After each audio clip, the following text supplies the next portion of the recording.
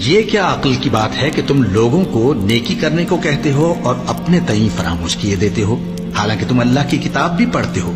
کیا تم سمجھتے نہیں؟ مومنو، تم ایسی باتیں کیوں کہا کرتے ہو جو کیا نہیں کرتے؟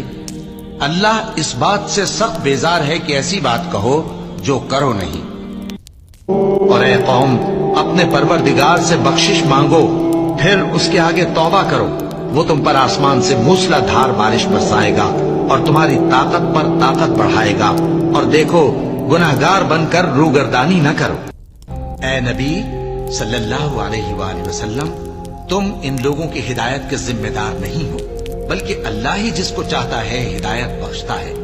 اور مومنو، تم جو مال خرچ کرو گے تو اس کا فائدہ تمہیں کو ہے، اور تم تو جو خرچ کرو گے اللہ کی خوشنودی کے لیے کرو گے، اور جو مال تم خرچ کرو گے وہ تمہیں پورا پورا دے دیا جائے گا اور تمہارا کچھ نقصان نہیں کیا جائے گا۔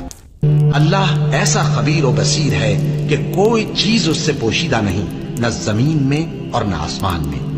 وہی تو ہے جو ماں کے پیٹ میں جیسی چاہتا ہے تمہاری صورتیں بناتا ہے، اس غالب حکمت والے کے سوا کوئی عبادت کے لائق نہیں۔ اور یہ کسی شیطان مردود کا کلام نہیں ہے۔ پھر تم لوگ کدھر جا رہے ہو؟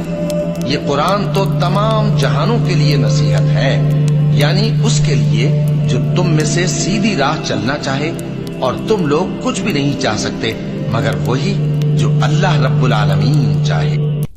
ہر شخص اپنے کرتوتوں کے باعث گرفتار ہوگا، مگر داہنی طرف والے نیک لوگ جنتوں میں ہوں گے اور پوچھتے ہوں گے، یعنی آگ میں جلنے والے گناہگاروں سے، کہ تم دوزخ میں کیوں پڑے؟ وہ جواب دیں گے کہ ہم نمازیوں میں شامل نہ ہوئے، اور نہ ہم فقیروں کو کھانا کھلاتے تھے، اور ہم بحث کرنے والوں کے ساتھ مل کر بحث کرتے تھے، اور روز جزا کو جھٹلاتے تھے، یہاں تک کہ ہمیں موت آ گئی۔